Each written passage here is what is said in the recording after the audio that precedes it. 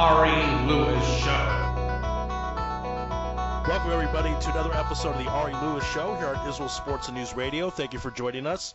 At any time, you can email the program, arilewishow@hotmail.com, or you can email the station, Israel Sports News Radio @gmail.com. A lot of hypocrisies going on in the news today. On the line to discuss some very interesting, contrasting stories is our good friend back to the program. He is the voice of Baltimore sports. He is Deep Voice Brian Hoffman. Brian, welcome back to the show.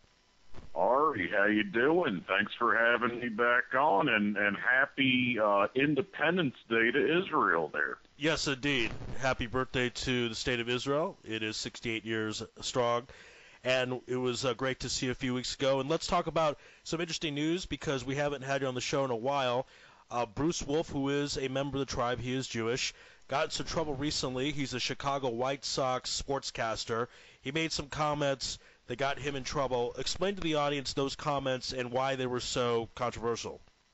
Absolutely. You know how, I'm always combining geopolitics and sports and anti-Semitism and racism as it has to do with Jews and the sports world. I bring those things together, and reminds me a little bit of the unfortunate Don Sterling situation, the owner of the Clippers. We talked about that a couple years back. Right. When these things happen, I got to go on the air, and really apologize on the behalf of, these ignoramuses, really. This guy, Bruce Wolf, who represents the Chicago White Sox as a broadcaster for that baseball team, making complete, this touches me, in my heart, because this situation involved Baltimore, my home, away from my home now in Israel, and a disturbing situation they had to go through last year without going through the exact politics of it. The fact that the Chicago White Sox and the Baltimore Orioles in baseball there were playing a game about a year ago with no fans in the seats. This was a result of dangerous riots that were going on around the stadium. They had to ensure for people's safety that they would have this game played without anybody there. And just to give a little background on Bruce Wolf and what he said, this was after a loss that they took this year. He made this quote on Twitter. He tweeted out, "Sox, the White Sox, in their Freddie Gray road uniforms in Baltimore tonight." Okay, now a couple things here. Freddie Gray was the individual, the African-American individual, okay, who was the spark as to why these riots happened in the first place. This was after the Ferguson situation moved on over to Baltimore. Freddie Gray was basically, many people say, killed in a police wagon after being arrested by the police, and he was killed in the process of going to jail. It was found he died on the way to a hospital, and this was a spark to the riots happening. Now imagine, okay, that this individual, okay, would be used in this quote, this tweet, by a professional baseball broadcaster, okay? Now, he was making a pun on words, essentially. For those who aren't so familiar with baseball, of course, an away team is going to wear gray uniforms, typically. In an away game, as this was the case, the Chicago White Sox were playing at the Baltimore Orioles. They were in their gray uniforms. And again, Bruce Wolf said, he tweeted, "The Sox are in their Freddie Gray road uniforms in Baltimore tonight," Ari. So he obviously got in trouble. Can you tell us the punishment he received and what happened to the broadcaster? From what I have seen since, there has been no punishment. As a matter of fact, he offered what I saw in my mind as a weak apology. He even continued rambling on opening up his mouth about other things. There was another broadcaster that he used to work with that was calling him out. He had a war of words with this other broadcaster. This individual, Bruce Wolf, he actually has had a past with racially charged lines. And this is so unfortunate because we saw this out of Don Sterling. Of course, now the Don Sterling situation, that was, under quote-unquote closed doors. That interview, those words he had with this woman were not out there in public. Bruce Wolf actually said these words in public over social media. This is unbelievable. And again, as a Jewish person, him saying these things, it's truly embarrassing. Do you feel, though, that is the opinion of most Jews, or he's in a minority thing? I mean, why would you be embarrassed about something he said?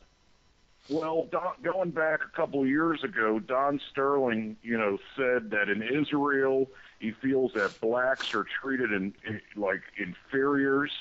I just have to stand up and say, no, this is not the viewpoint of most Jews out there. This is absolutely ridiculous. And unfortunately, in any community, as I'm going to get to in another couple of stories here, it doesn't matter what group one is in, whether one is Jewish. We talked about Art Modell, a Jew himself.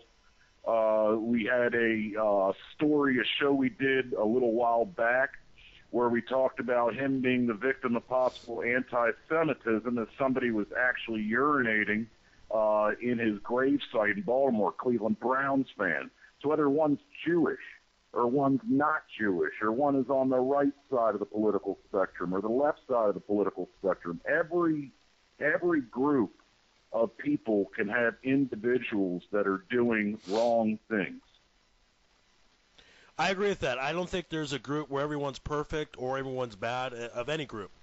So but it is good. I'm glad that we do discuss this because I think a lot of groups, news organizations that are Jewish want to stay away and not deal with it head on. I mean, Bruce Wolf is Jewish. He said some things that he shouldn't have said, and we're dealing with that. This again is the Ari Lewis Show here on Israel Sports and News Radio. My guest is Deep Voice Brian Hoffman, talking about some controversies in the world of sports and politics. Let's move over to Leicester City. Interesting story there. Regarding also some anti-Semitism, not also, but regarding some prejudice, this time anti-Semitism. Tell us about that.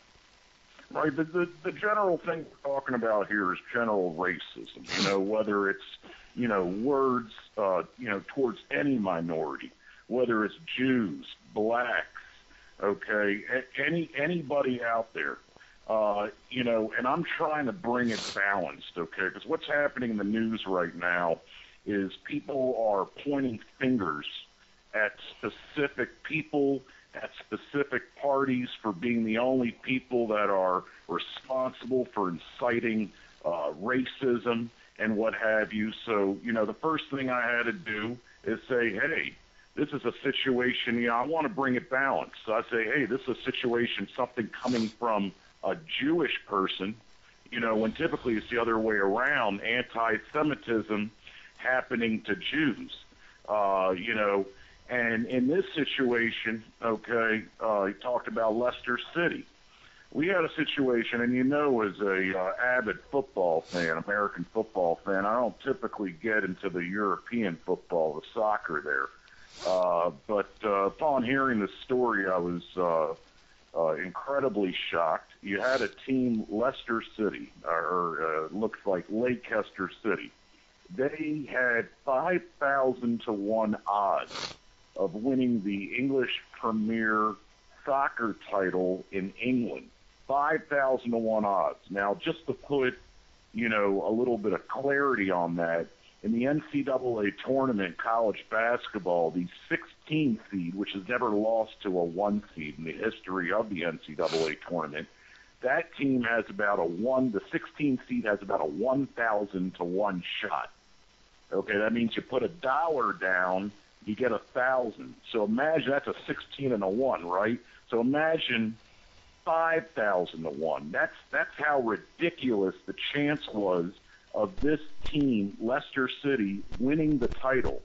Now, they basically won the title after the team known as the Tottenham Hotspurs were in a draw 2-2 with the Chelsea soccer team. Now, what happened after this is soccer fans, okay, we all know that right now in the Labour Party in England, there's a lot of unfortunate anti-Semitic remarks being made by not the entire Labour Party, but a solid amount of ex-mayors and different parts of the government. And unfortunately, the supporters, okay, are starting to get a hold of this information. And you start to have, tremendous anti-Semitic remarks that are being made on social media. I'll say a few of them. Basically, these soccer fans, Labor supporters, basically saying that Tottenham, okay, has a big Jewish community. The biggest Jewish soccer supporters in England are from Tottenham, who, again, happen to be playing Chelsea.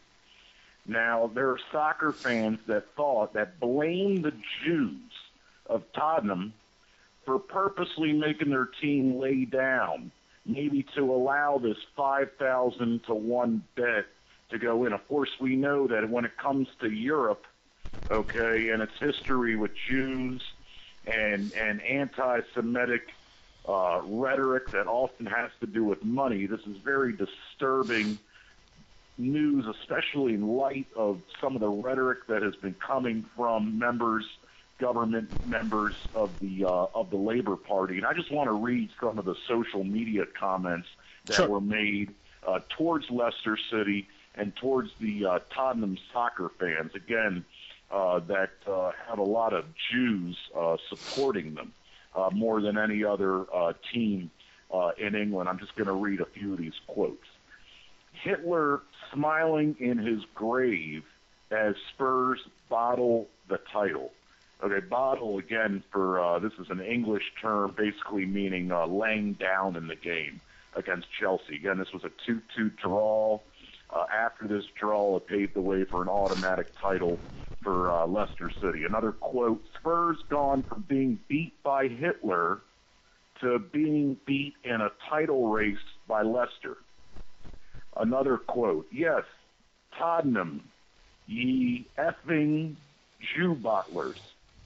And finally, fair balls to Leicester, but you got to feel for the Spurs. After what Hitler did to the Jews, they deserve this one. Okay?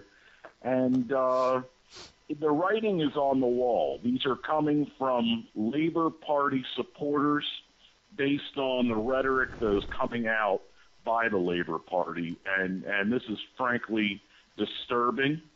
And to me, it brings about, a general thing that I really feel pressed to talk about. This day and age, with a very tumultuous election time here in the United States.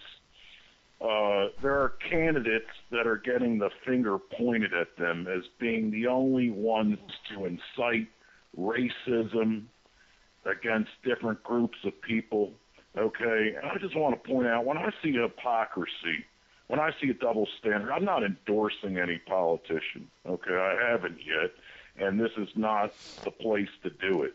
What I want to do is bring a balanced, fair view of both sides of racism and anti-Semitism happening by all people, not just by Donald Trump. And again, I do not condone the words of Donald Trump. I don't see him as a perfect candidate. I do not agree with his comments to say that there should be a ban on all Muslims. I think it's very important that we work with the quote-unquote moderate Muslim community around the world. We have a Muslim government, a more moderate Muslim government in Egypt right now that is working very well with Israel to take out ISIS, okay? So I wasn't in agreement with these comments. What I don't like is that the finger right now is just being pointed to the right, to the conservatives, to the Republican Party, and specific individuals. And it's my duty as a radio broadcaster to point out that this is an hypocrisy. This is a double standard because you have right here in England the left Labour Party, okay, which is coming out with tremendous anti-Semitic language, okay, that ironically, quote-unquote, trumps anything that Donald Trump is saying. Trump, by the way, backing down on his language, okay? And this is language against blacks. This is language against Jews. This is language against different minority groups. Doesn't matter who it is, okay?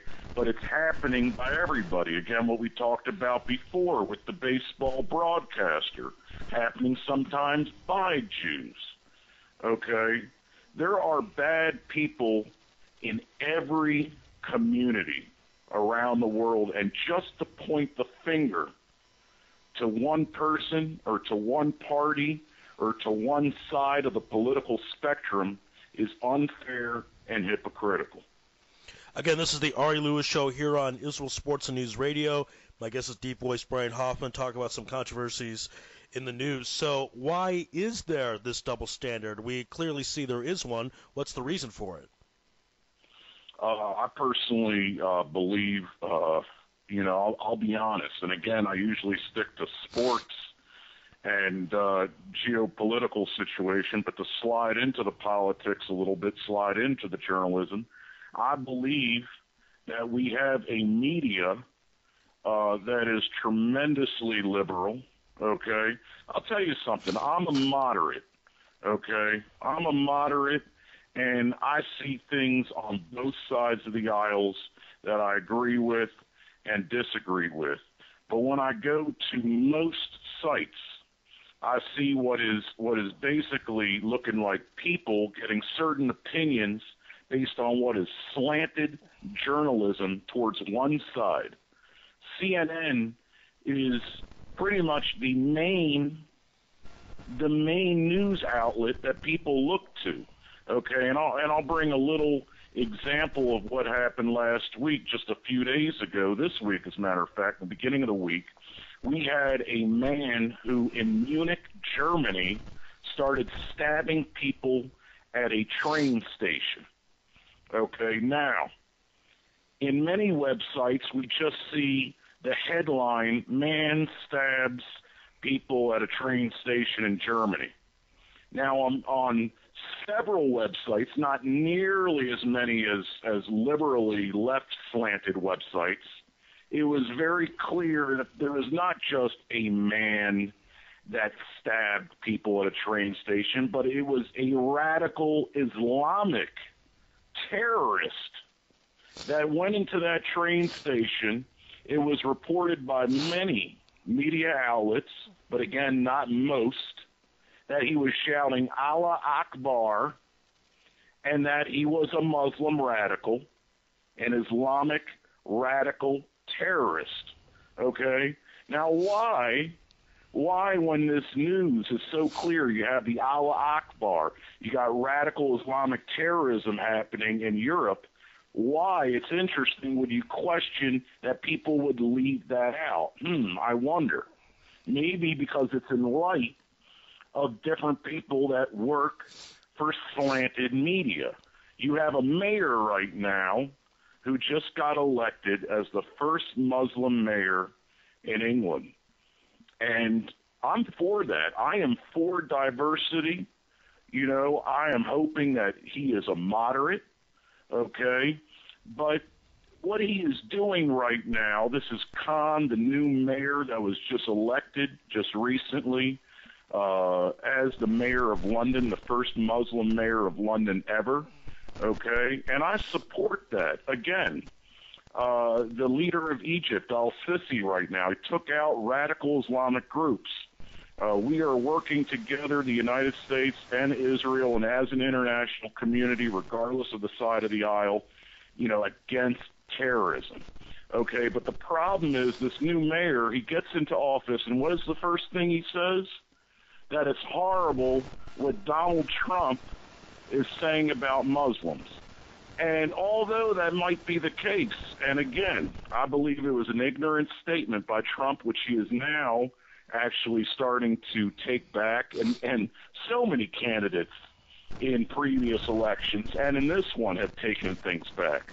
Okay, Obama took back the fact that he was a supporter of his ex-pastor. He had to cut those ties right before he got elected as president. Okay, and I'll get into a little bit in a second with Hillary and Bernie and some of the because again, people think the incitement is just coming from Trump. But to get back to Khan here, the Mayor Khan, okay, he is pointing the finger at Trump and saying this is horrible, this is incitement against Muslims. What he ought to be doing, okay, and Khan is a member of the UK Labour Party, he ought to be pointing the finger first at himself in his own homeland and his own political issues, of the fact that he is a representative of a party right now that is under the telescope for horrible anti-Semitic comments that are being made against the Jews. Okay, as I pointed out with this situation, with the 5,000 to 1 odds that Leicester City had in this English title, and what some of those supporters had to say. Okay, he has that problem. He has the growing threat of radical Islam spreading throughout the European Union, and potentially already there's a growing threat of radical Islam in London. So he ought to take care of those problems first, unify the Muslims. He has an amazing opportunity to unify Muslims and to maybe use language to work together with some of the radical elements, get everybody on the same page so we can live in a peaceful world.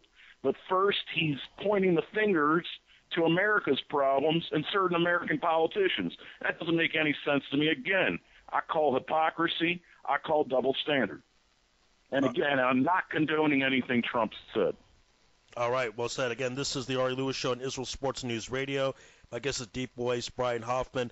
Last few minutes with you, Deep Voice. Let's talk a little sports more on a nicer side. Stephen Curry gets his second MVP award, and he wins it unanimously. That's never been done in the NBA. Shaquille O'Neal 1 vote shy in 2000. Fred Hickman voted for Allen Iverson. What are your thoughts about Steph Curry winning the MVP award again? I think there is no doubt that Steph Curry, this was a record year for Golden State and best record ever in the NBA. And this is the greatest shooter I've ever seen. But real quick, Ari, I just got to touch on a couple more people in the race going on right now, along with Trump, and just a couple more quotes here, okay? Sure, go ahead. Because we're talking about different politicians. I'm going to be really quick with this, okay? Because people are saying, and I'm heated up here. I'm heated up with the hypocrisy that, again, although I don't condone some of the stupid comments that Trump has made, and I'm not endorsing a candidate, there has been incitement and anti-Semitism and racism from all levels. Bernie Sanders, not too many months ago, had on his official campaign page an event basically with a disgusting picture of Hillary Clinton on sort of on the fire. The name of the event was called Burn, as in B-E-R-N, like Bernie, Burn the Witch. Okay, but we don't see anybody talking about that. We don't see that in the media, and we don't see Bernie Sanders doing anything about this. So it's something that Trump did, it'd be under a liberal journalistic microscope.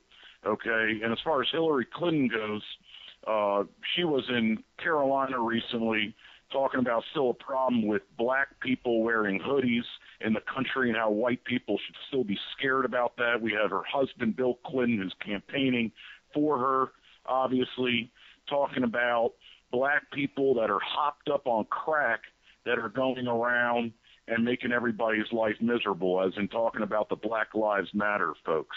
So again, the insightful language is happening from all sides. I just got to say that real quick. But better to talk about, again, Steph Curry, definitely in my mind the most unanimous MVP choice ever. He carried his team to the best record in the history of the NBA, beating the Bulls record in the amount of wins. He is the best pure shooter I've ever seen. LeBron, today in the news, LeBron always has to, with his ego, he always has to bring the situation to himself. It's unbelievable. He said he agrees with the choice of Stephen Curry as the MVP, but he questions, what does it mean most valuable player? Is that the best player in the NBA or the most valuable player to his team? Obviously saying that he thinks he's more valuable to his team, the Cleveland Cavaliers, than Steph Curry is the Golden State. And I think that's absolutely ridiculous. I think LeBron, you saw it with the stupid media party that he did when he was announcing bringing his talents to South Beach. He's still doing things just to bring the attention to his own ego. We saw in the Portland series, we saw how valuable Stephen Curry is to his team. Without Stephen Curry, Portland Blazers were going to win that series. They were winning games. Steph Curry comes in, scores the most points of any player in the history of the NBA playoffs in the overtime period. And without Stephen Curry, they wouldn't have won Game 5. So Game 5 and Game 4, Curry comes back in and wins 2 games that Portland would have won. So I don't know what the king, Mr. James, King James, is saying here. I'm tired of that ego. Yeah, what's crazy is if Steph Curry and the Warriors win a title this year, well, he'll have as many titles as LeBron does. And LeBron has been in the league longer and is an older player, has had more chances. So kind of interesting point. All right, this has been another episode. Absolutely. Not to mention LeBron won his only title with the help of Dwayne Wade and Chris Bosh. Hasn't done anything in Cleveland yet. That's true. All right, another episode of the Ari Lewis Show in the books here on Israel Sports and News Radio. Like what you heard, click on the donate tab, make a donation. That's on the right side of this website. If you're watching on YouTube, go to the website, IsraelSportsNewsRadio.com. Deep Voice, thanks for being on the program. It's been too long since you've been on, but I'm happy we did it, brother, and we will speak soon. Thanks so much, and be well. Thank you so much. Again, happy Independence Day. Thanks so much for having me on. Always a pleasure, brother. Indeed. Speak soon. Be well.